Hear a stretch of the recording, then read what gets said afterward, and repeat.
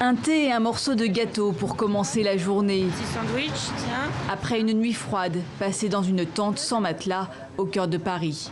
Ceci n'est donc pas une colonie de vacances. Pourtant, tous ici ont entre 14 et 17 ans. Depuis une semaine, une centaine de jeunes, majoritairement venus d'Afrique subsaharienne francophone, s'abritent dans ce square aidés par 5 associations. Salahoudine a 16 ans. Il a fui seul son Bénin natal il y a 2 ans pour venir étudier en Europe. J'ai quitté chez moi en voiture, arrivé au Niger. Au Niger, j'ai marché dans le Sahara jusqu'à Libye. Donc, Libye maintenant, j'ai resté en Libye 6 mois, mais c'est très chaud là-bas. Et après, j'ai pris le bateau jusqu'à Italie. Puis la France en septembre. Pour obtenir l'aide sociale à l'enfance, il a passé un entretien sans interprète. L'évaluateur l'a considéré comme majeur et l'a renvoyé vers le juge pour enfants. Je pense qu'après 5 mois, on m'a appelé pour faire l'audience avec le juge. Bon, il a dit qu'il est négatif parce qu'il n'y a pas l'âge de mes parents sur mes dossiers. Donc, il ne peut pas m'accepter. Depuis son arrivée, il a passé toutes ses nuits dehors, sauf pendant le confinement quand Médecins sans frontières lui a payé l'hôtel. Tous ici ont plus ou moins vécu la même histoire. Mineurs pour les uns, majeurs pour les autres, l'État et les collectivités se renvoient constamment la balle sur le sort de ces jeunes. Nous sommes dans la maltraitance en France avec cette population que l'on laisse à la rue. Il y a la Convention internationale des droits de l'enfant qui dit clairement qu'un mineur a droit à la présomption de minorité jusqu'à la décision du juge. Ça veut donc dire que pendant cette période-là, ils sont supposés être pris en charge par le conseil départemental. Avec ce campement en plein Paris, l'objectif est de pousser les autorités à prendre leurs responsabilités. Les associations réclament un hébergement pérenne et systématique pour ces adolescents en recours. Plus de la moitié d'entre eux seront finalement reconnus mineurs au bout de la procédure qui peut durer 1 an et demi. Vega Levaillant, on revient vers vous. Vous êtes responsable mineur non accompagné pour l'ONG Utopia 56, une des ONG qui s'implique dans ce type de situation. On l'a vu dans ce reportage, mineurs pour les uns, majeurs pour les autres. Au final, ces migrants sont au milieu d'un flou juridique et administratif. Comment on s'en sort de cette situation ? Alors dans le cadre des mineurs, on s'en sort mal. Parce que comme ça a été dit dans le sujet, en fait la période du recours est extrêmement longue à Paris puisque, comme on le sait, la justice est franchement débordée. Donc pour un recours, ça va aller entre 6 et 15 mois.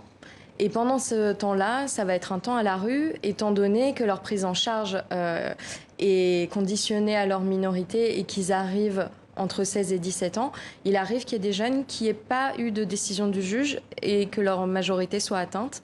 Et là, ils sortent du processus, ils doivent rentrer dans le processus majeur, qui est également très long, très compliqué, celui de la demande d'asile. Donc on s'en sort difficilement. Malheureusement, les bonnes nouvelles sont assez rares. Mais on a toujours des preuves quand même de leur âge réel. Alors, quand ils arrivent en France, c'est rare qu'ils aient des documents d'identité. Voilà. Pour plusieurs raisons, soit parce qu'ils viennent de pays dans lesquels la culture fait que les documents d'identité, tout le monde n'en possède pas, soit parce qu'ils se sont perdus pendant le voyage, ce qui est extrêmement courant, notamment dans le cadre du passage de la Méditerranée.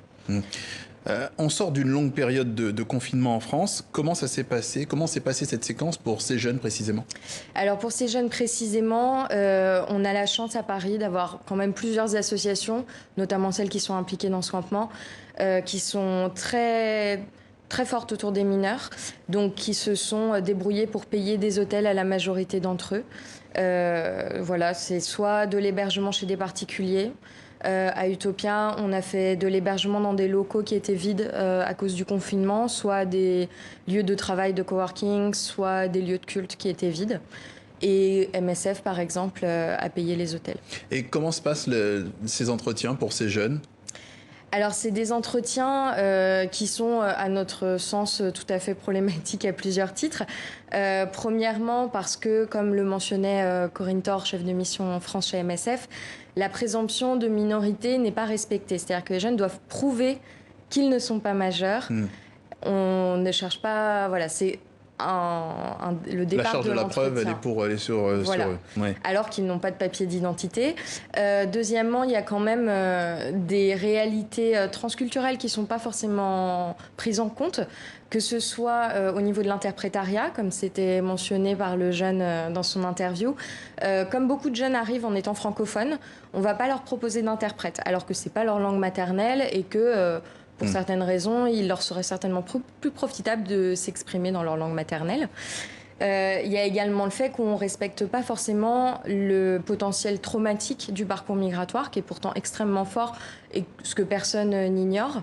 On va leur poser beaucoup de questions sur le fait de relater leur vie précédemment au parcours et pendant le parcours, alors que les syndromes de post-trauma peuvent rendre ça extrêmement compliqué pour eux. Weguel Vaillant, on a vu que des garçons dans ce reportage, mais on sait qu'il y a des filles parmi ces candidats à l'exil. Comment ça se passe pour elles ? Alors pour les filles, c'est très compliqué, c'est très dur d'avoir des chiffres. On sait que voilà, elles sont certes pas aussi nombreuses que les garçons à partir. Elles partent généralement pour des raisons différentes, qui sont liées soit à des risques de mutilation génitale ou de mariage forcé.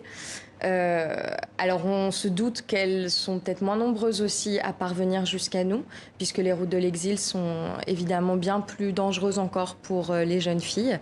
C'est aussi l'une des raisons pour lesquelles on ne les a pas fait participer au campement, c'est-à-dire qu'actuellement on suit plusieurs jeunes filles à Paris, mais elles sont hébergées soit chez des particuliers, soit actuellement on a un foyer étudiant qui est vide, qui nous a prêté des chambres, parce que les laisser dans la rue, c'est les exposer à des traumatismes supplémentaires. Très bien. Rapidement, c'est un phénomène aussi qui se passe ailleurs, hein, rapidement, pas seulement à Paris, c'est ça? Non, bien sûr que non. Utopia 56, par exemple, a plusieurs antennes en France, que ce soit à Lille, à Calais, à Toulouse, on a les mêmes problèmes. Très bien. On suivra avec attention tout ça. Merci Weguel Vaillant. Merci d'être passé par le journal de TV5 Monde.